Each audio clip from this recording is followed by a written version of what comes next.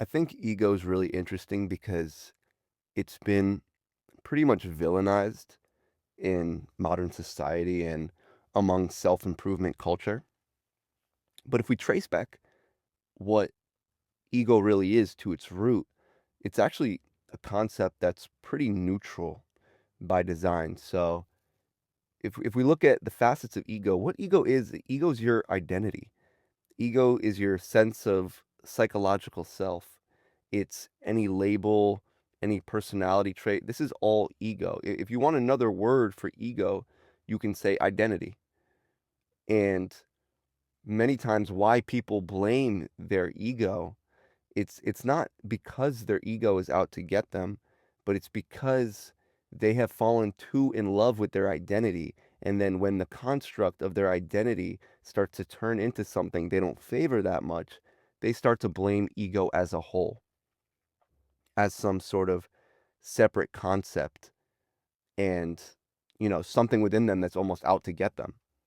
But the best way for us to approach ego is not in a way of buying into these sort of deeply subjective perspectives. It's really seeing ego for what it is, accepting its pros, and also acknowledging its cons. So let's go over the pros first of what ego is. Ego helps us understand, and most of all, it helps us participate in life. Without an ego, you can't exist. You need an identity, you need an avatar to play in this thing called life. Without those things, you would kind of just be a wandering awareness in a way. Nothing would get done. There would be no fun to be had. There would be no experiences to enjoy. There would be no sort of vessel from which you can experience the outer expression of consciousness. So the pros of ego is that it roots us in the society that we exist in. Now, can you get too carried away in ego? And if you don't acknowledge what the ego is, can you sort of fall into the paradigmed trap where you no longer really have an awareness of what you're becoming and what you are? Yes. But for the most part, the ego is just our way of experiencing life, right? So even through neuroplasticity, even if you align with awareness, you still have to exist in ego. These sort of higher states of being and even these higher states of awareness, they have to exist in some form or another. They have to take physical capacity. And we can actually find our ego quite charming. There's things that make you different, there's things that make you special and unique. And these aren't things that we have to completely detach from. Is it the truest, deepest essence of your nature? Probably not. There's probably an awareness of those sort of quirks, if that's the word. There's probably a sort of awareness of these little traits that you have that is probably a more deep and representative idea of your true self. But we don't need to always be in that sort of truest, deepest self. We can participate in the game. We can sort of lose ourselves so we can understand what it's like to find ourselves. That's the whole point. When you go too far down the rabbit hole of wanting to kill the ego, you actually completely forget that you're still in the ego. The wanting and the need and the desire to kill the ego is just more ego. The ego is not going anywhere. What happens when people might experience an ego death is they realize that this identity that they've been encapsulating and existing within this whole time, their whole lives, is really just a combination of ideas, right? So if you've never pondered that before, if you've never seen that if you were just dropped into the forest and nobody knew who you are and your memory was wiped, who would you be? You would simply be, period. You would be a human. And what would be a sort of proper representation of who you are, quote unquote, would be the actions that you take from that moment you're dropped in the forest. So now you don't have a name, you don't have a history to depend upon, you don't have friends or family to tell you who you are, you don't have people to tell you if you're confident, if you're insecure, if you're anxious, if you're carefree. You don't have any of that. So what will become of you in that sort of situation in that moment? You will be the byproduct of your actions, of your words, and whatever you do from that point on. And an interesting thing that happens is when we look at the cons of ego, right? It doesn't really fall in line with the typical things that people say when they say they have to kill their ego. Because what usually comes up, right? Pride, arrogance, being too self centered, and things of that nature. But those are actually pretty minuscule things that you can overcome because you can actually overcome those things while still in the bounds of ego, if that makes sense. You can overcome people telling you your arrogance and learning from those behaviors and still completely exist in a very practical and grounded way. You don't have to have a sort of deep spiritual revelation or development to handle becoming less of whatever you want to grow out of. The real con of ego is when people believe that they are trapped and that they have been dealt a hand of cards that they must play for the rest of their lives. That's the biggest thing. When people believe that their ego is something that they have to keep giving life to, that the character that they've been living for their whole life is the character that they must play on to for the rest of their life, that's when things get sticky.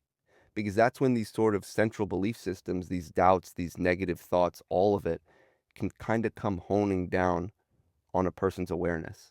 Because they don't understand that simply by taking different actions repeatedly, by saying different things repeatedly, and by interacting with our own mental activity differently repeatedly, we can completely change the person we are.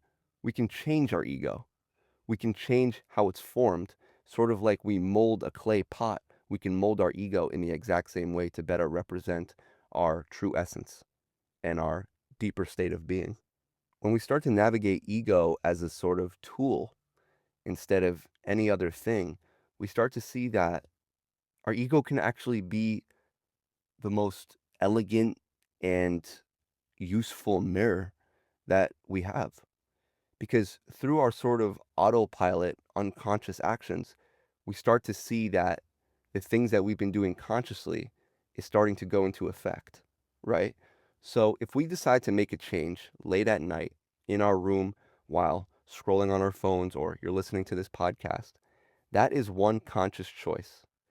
You're saying, I want to change the form and the way my ego is being expressed in life to better suit me and so I can be more satisfied and more happy.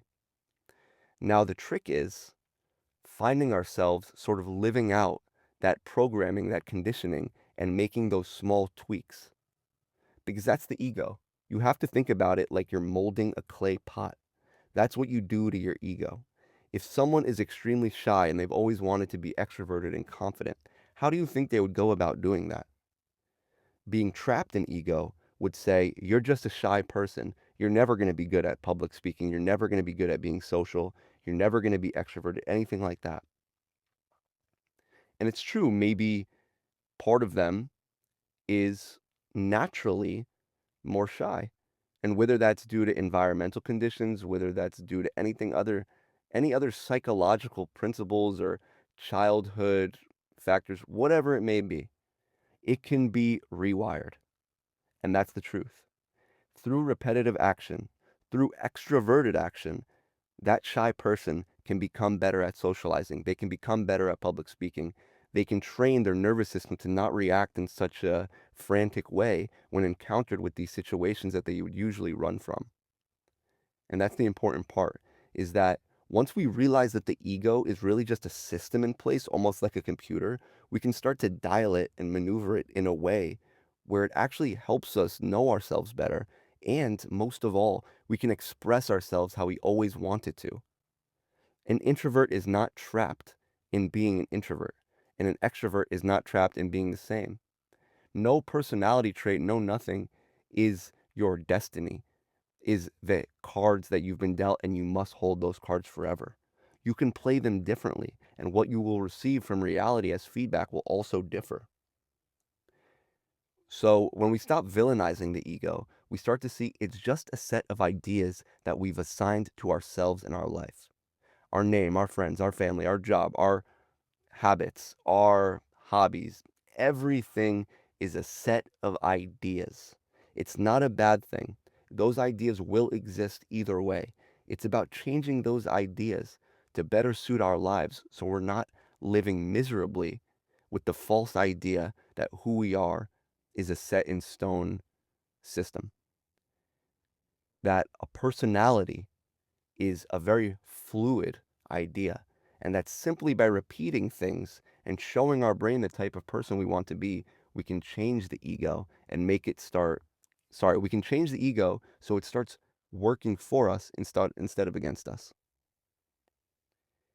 This is also just the same narrative of trying to create division almost in our inner world and create enemies where there's not. And it falls into the idea of the more we can accept this sort of darkness that exists within us, the more we can sort of transmute it into something that is light and something that is helpful. Don't be too quick to fall into extremes. That's what the ego death narrative kind of does. It wants to force you into an extreme. But what happens is when you start to believe that your ego is dead, not only are you still existing in ego, but also you start to lose a bit of structure. You start to see that nothing's real and it's all an illusion. And that can be true, and the same sort of message can be true that those sort of systems in place that are not fundamental to the universe can also be an important part of reality that are worth giving life and time to. So don't fall into the extremes of ego death, but rather fall into the balanced perspective of ego integration and transformation. That's what I would say.